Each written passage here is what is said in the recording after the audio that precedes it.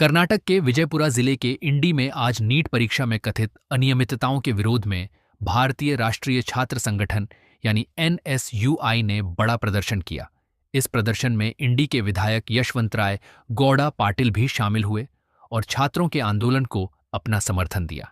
इंडी के प्रवासी मंदिर में आयोजित इस विरोध प्रदर्शन में बड़ी संख्या में एनएसयूआई कार्यकर्ता और छात्र मौजूद रहे। प्रदर्शनकारियों ने नीट परीक्षा में पारदर्शिता और निष्पक्ष जांच की मांग उठाई। इस दौरान विधायक यशवंतराय गौड़ा पाटिल ने प्रदर्शन को संबोधित करते हुए कहा कि नीट जैसी परीक्षा देश के लाखों छात्रों के भविष्य से जुड़ी हुई है, इसलिए परीक्षा प्रक्रिया पूरी तरह पारदर्शी, निष्पक्ष और भरोसेमंद होनी चाहिए। उन्होंने कहा कि यदि परीक्षा प्रणाली में किसी भी प्रकार की अनियमितता या गड़बड़ी होती है तो उसका सबसे बड़ा नुकसान उन लाखों मेहनती छात्रों को होता है जो सालों की तैयारी के बाद परीक्षा देते हैं। विधायक ने केंद्र सरकार से मांग की कि परीक्षा प्रणाली में किसी भी तरह की गड़बड़ी रोकने के लिए सख्त कदम उठाए जाएं और यदि कहीं अनियमितताएं हुई हैं तो उनकी निष्पक्ष जांच कर दोषियों के खिलाफ कड़ी कार्रवाई की जाए। साथ ही छात्रों की मेहनत और उनके भविष्य के साथ किसी भी तरह का अन्याय नहीं होना चाहिए। उन्होंने यह भी कहा कि छात्रों के हितों की रक्षा के लिए चलाए जा रहे इस आंदोलन को उनका पूरा समर्थन है। शिक्षा व्यवस्था में पारदर्शिता, ईमानदारी और विश्वास बनाए रखना सरकार और समाज दोनों की जिम्मेदारी है। प्रदर्शन के दौरान एनएसयूआई कार्यकर्ताओं ने भी परीक्षा व्यवस्था में सुधार, पारदर्शिता और छात्रों के हितों की सुरक्षा की मांग करते हुए जोरदार नारेबाजी की। अब देखना होगा कि छात्रों की इन मांगों पर सरकार क्या फैसला लेती है और परीक्षा व्यवस्था को लेकर आगे क्या कदम उठाए जाते हैं। ಎಲ್ಲ ವಿದ್ಯಾರ್ಥಿನಿಯರೇ, ಆತ್ಮೀಯರೇ, ಇವತ್ತು ಇಡೀ ದೇಶದಲ್ಲಿ ಒಂದು ದೊಡ್ಡ ಪ್ರಮಾಣದ ಹೋರಾಟವನ್ನು ಕಳೆದ ಅನೇಕ ದಿನಗಳಿಂದ ನೋಡ್ತಾ ಇದ್ದೀವಿ ನಾವು. ಇಲ್ಲಿಯ ಜಂತರ್ ಮಂತರ್ನಲ್ಲಿ ಪ್ರಾರಂಭಗೊಂಡಿರ್ತಕ್ಕಂಥ ಈ ಹೋರಾಟ ಬಹಳ ವಿಭಿನ್ನವಾಗಿ ಈ ದೇಶದ ಪ್ರತಿ ರಾಜ್ಯಗಳಲ್ಲಿ, ರಾಜ್ಯದ ಎಲ್ಲ ಕ್ಷೇತ್ರಗಳಲ್ಲಿ ಈ ಹೋರಾಟದ ಕಿಚ್ಚನ್ನ ಯಾವ ರೀತಿ ಬೆಳೀತಾ ಇದೆ ಅಂತ ನೋಡ್ತಾ ಇದ್ದೀವಿ. ಇವತ್ತು ನಮ್ಮ ತಾಲೂಕಿನ ಭವಿಷ್ಯದ ನಾಗರಿಕರು, ಭವಿಷ್ಯದ ಯುವತಿಯರ ಅವರ ಮಾತುಗಳನ್ನು ಮುಂದೆ ನಾವು ಇಲ್ಲಿ ಒಂದು ತೆಗೆದೇವೆ ಅಂದರೆ ಇಂಥ ಸಣ್ಣ ಮಕ್ಕಳ ಮೇಲೆ ಆಗಿರ್ತಕ್ಕಂಥ ಈ ಆಘಾತವನ್ನು ಇದಕ್ಕೆ ಕಾರಣ ಯಾರು? ಈ ದೇಶದ ಸಿಸ್ಟಮನ್ನು ಫೇಲ್ಯೂರ್ ಆಗಿದೆ ಅಂತಕ್ಕಂಥ ಭಾವನೆ ಇವತ್ತು ಮಕ್ಕಳಲ್ಲಿ ಮತ್ತು ದೇಶದ ನಾಗರಿಕರಲ್ಲಿ ಹೋಗ್ತಾ ಇದೆ. ಒಂದು ಸಿಸ್ಟಮ್ ಫೇಲ್ಯೂರ್ ಆಯಿತು ಅಂದರೆ ಪ್ರಜಾಪ್ರಭುತ್ವ ರಾಷ್ಟ್ರ ಇತ್ತು. 40 ಕೋಟಿ ಜನಸಂಖ್ಯೆ ಇರ್ತಕ್ಕಂಥ ಈ ದೇಶದಲ್ಲಿ 2-2.5 ಲಕ್ಷ ಮಕ್ಕಳು ಮೊನ್ನೆ ನೀಟ್ ಪರೀಕ್ಷೆಯಲ್ಲಿ ಭಾಗವಹಿಸಿದರು. ಆ ಮಕ್ಕಳ ಆತಂಕವನ್ನು ಅವ್ರು ಇಡೀ ಜೀವನ ಒಂದು ವರ್ಷ ತಯಾರಿ ಮಾಡ್ಕೊಂಡಿರ್ತಾರೆ. ಪಾಲಕರು ಅವರಿಗೆ ಸಹಾಯ ಮಾಡಿರ್ತಾರೆ, ಸರ್ಕಾರ ಮಾಡಿರ್ತಾರೆ. ಎಷ್ಟೋ ಬಡ ಕುಟುಂಬಗಳು ತಮ್ಮ ಬದುಕನ್ನು, ಕನಸನ್ನು ಕಟ್ಟಿಕೊಂಡಿರ್ತಾರೆ. ಸೊ ಅಂಥ ವಿದ್ಯಾರ್ಥಿಗಳ ಮೇಲೆ ಏನು ಪರಿಣಾಮಗಳಾಗಿರೋದು ನಾವೆಲ್ಲ ಗಮನಿಸಿದ್ದೀವಿ. 20-25 ವಿದ್ಯಾರ್ಥಿಗಳು ಆತ್ಮಹತ್ಯೆ ಮಾಡ್ಕೊಂಡಿದ್ದಾರೆ. ಬಹುತೇಕ ಈ ದೇಶದ ಇತಿಹಾಸದಲ್ಲಿ ಯುವ ಸಮೂಹ ಎಷ್ಟು ಆತಂಕಗೊಳಗಾದದನ್ನು ಸ್ವತಂತ್ರ ನಾವೆಂದೂ ಕಂಡಿರಲಿಲ್ಲ. ದೊಡ್ಡ ಆಘಾತಕ್ಕೆ ಇಡೀ ದೇಶ ಇವತ್ತು ನೋಡ್ತಾ ಇದೆ. ಇವತ್ತು ಲೋಕಸಭೆ ಮತ್ತು ರಾಜ್ಯಸಭೆಯಲ್ಲೂ ಸಹಿತ ಇದರ ವಿರುದ್ಧವಾದಂಥ ಚಿಂತನೆಗಳನ್ನು ಈ ದೇಶದ ಎಲ್ಲ ವಿಪಕ್ಷಗಳು ಒಗ್ಗಟ್ಟಾಗಿ ಸರ್ಕಾರದ ಮೇಲೆ ತಮ್ಮ ಪ್ರಭಾವವನ್ನು, ಪರಿಣಾಮವನ್ನು ಬೀರ್ತಾ ಇವೆ. ಆದರೂ ಸಹಿತ ಆಡಳಿತ ವ್ಯವಸ್ಥೆಯಲ್ಲಿ ಇರ್ತಕ್ಕಂಥವರು ಕೆಲವು ಪರಿಹಾರಗಳನ್ನು ರೂಪಿಸ್ತಾ ಇದ್ದಾರೆ. ಅಂದರೆ ಹೋರಾಟಗಾರರ ನೈಜ ಬೇಡಿಕೆಗಳನ್ನು ಅವ್ರು ಸ್ಪಂದಿಸ್ತಾ ಇಲ್ಲ.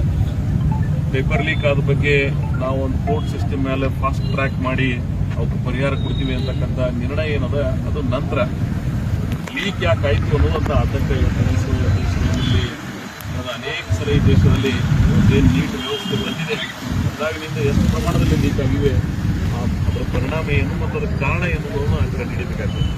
ಅದಕ್ಕಾಗಿ ಪ್ರಧಾನಮಂತ್ರಿಗಳು ಇದರ ಬಗ್ಗೆ ವಿಶೇಷವಾದಂಥ ಗಮನವನ್ನು ಹರಿಸಿಕೊಟ್ಟು ಅದರ ಜೊತೆಗೆ ಇವತ್ತೇನು ಹೋರಾಟಗಾರರ ಯುವ ಸಮೂಹದ ಬೇಡಿಕೆ ಧರ್ಮೇಂದ್ರ ಪ್ರಧಾನ್ ಇದಕ್ಕೇನು ಮೂಲ ಕಾರಣೀಭೂತರು ನೋಡಿದ್ರೆ ಅವರು ರಾಜೀನಾಮೆಯನ್ನು ಕೊಡಬೇಕಂತೇಳಿ ನಮ್ಮ ಭಾಗದ ಜನರ ವಿದ್ಯಾರ್ಥಿಗಳ ಪರವಾಗಿ ನಾನು ಕೇಂದ್ರ ಸರ್ಕಾರಕ್ಕೆ ಒತ್ತಾಯವನ್ನು ಮಾಡ್ತೀನಿ.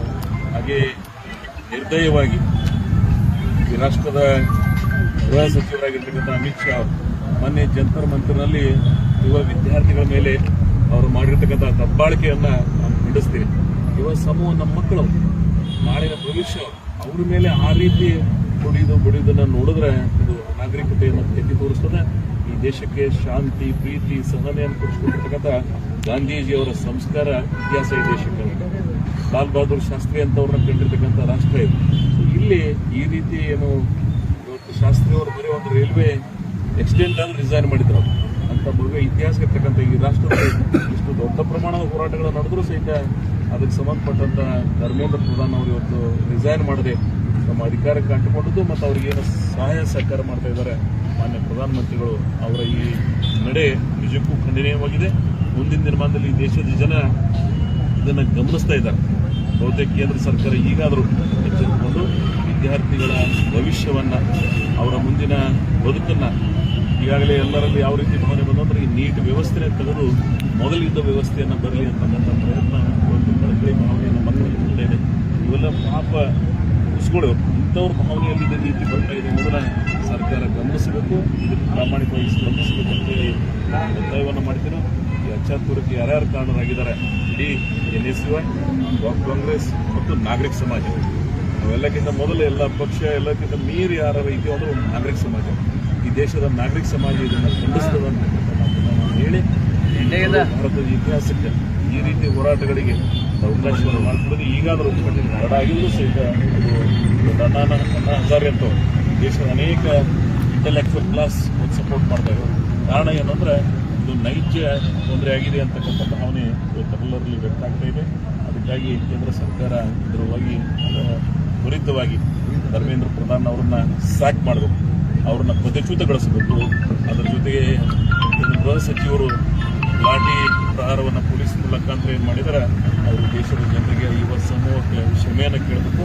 ಮಾನ್ಯ ಪ್ರಧಾನಮಂತ್ರಿಗಳು ಈ ನೀಟ್ ವ್ಯವಸ್ಥೆಯನ್ನು ಹಿಂಪಡೆದು ರಾಜ್ಯಕ್ಕೆ ಅಧಿಕಾರ ಕೊಟ್ಟು ಅದರ ನೈಜ ಪರಿಣಾಮಕಾರಿಯಾದ ಕಾರ್ಯವನ್ನು ಮಾಡಬೇಕು ಅಂತಕ್ಕಂಥ ಈ ಭಾಗದ ಜನರ ಪರವಾಗಿ ನಾನು ಕೇಂದ್ರ ಸರ್ಕಾರಕ್ಕೆ ಒತ್ತಾಯವನ್ನು ಮಾಡ್ತೀನಿ. ಒಂದು ವೇಳೆ ಈ ರೀತಿ ಆಗಲಿಲ್ಲ ಅಂದ್ರೆ ಇನ್ನೂ ದೊಡ್ಡ ಪ್ರಮಾಣದ ಹೋರಾಟ ನಡೀತದೆ. ಈ ದೇಶ ಹೋರಾಟದಿಂದ ಸ್ವಾತಂತ್ರ್ಯ ತೊಗೊಂಡು ಬಂದಿದ್ದೀವಿ ನಾವು. ಕಾಂಗ್ರೆಸ್ಗೆ ಇತಿಹಾಸ ಅದ.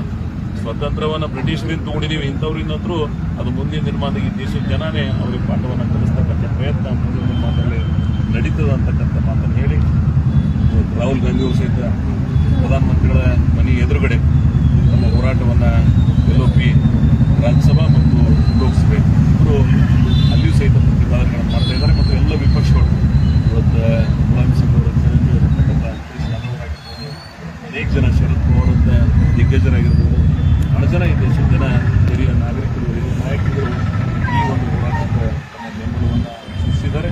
ಇವತ್ತು ಮೌನವಾಗಿ ಸಹಿತ ಅಣ್ಣಾ ಹಜಾರೆ ಅವರು ಇದಕ್ಕೆ ಬೆಂಬಲವನ್ನು ಕೊಟ್ಟಿದ್ದಾರೆ. ಇನ್ನು ಅನೇಕರು ಈ ದೇಶದಲ್ಲಿ ಇವತ್ತು ಕಳೆದ ಅನೇಕ ದಿನಗಳಿಂದ ಲಡಾಖ್ ಇತಿಹಾಸವನ್ನು ಬದಲಾವಣೆ ಮಾಡಿರ್ತಕ್ಕಂಥ ಒಬ್ಬ ಚೇತನ ಮೂರ್ತಿ ಅಂಥವ್ರು ಸಹಿತ ನಿರಂತರವಾಗಿ ಹೋರಾಟ ಮಾಡಿದ್ರೆ ಅವ್ರಿಗೆ ಸ್ಪಂದನೆ ಮಾಡಲಿ. ಒಂದಿನ ಹಾಸ್ಪಿಟ್ಲ್ಗೆ ಜಬರ್ದಸ್ತಿ ಕರ್ಕೊಂಡು ಹೋಗಿ ಅವ್ರನ್ನ ಕರ್ಕೊಂಡು ಹೋಗುವಂಥ ವ್ಯವಸ್ಥೆ ಕೋರ್ಟ್ ಆರ್ಡರ್ ಆದ ಮೂಲಕ ಅವ್ರಿಗೆ ಪರಿಣಾಮ ಆಗ್ತದೆ ಅಂತೇಳಿ ಆ ಇಶ್ಯೂ ಇಟ್ಕೊಂಡು ಆ ರೀತಿ ನಡೆದಿದ್ರೆ ಈ ರೀತಿ ದಬ್ಬಾಳಿಕೆಗಳನ್ನು ನಾನು ಇಲ್ಲಿ ನೋಡಿಲ್ಲ. ನಾಗರಿಕ ಸಮಾಜ ಸರ್ಕಾರಗಳಿಂದ ಚರ್ಚೆಗಳು ನಡೀತಾ ಇವೆ. ಹೀಗಾಗಿ ಇವೆಲ್ಲವನ್ನು ಸರಿದೂಗಿಸಿ ನಮ್ಮ ಮಕ್ಕಳ ಮೇಲೆ ಆಗ್ತಕ್ಕಂಥ ಪರಿಣಾಮಗಳನ್ನು ಸರಿದೂಸಬೇಕಾದದ್ದು ಕೇಂದ್ರ ಸರ್ಕಾರದ ಜವಾಬ್ದಾರಿ.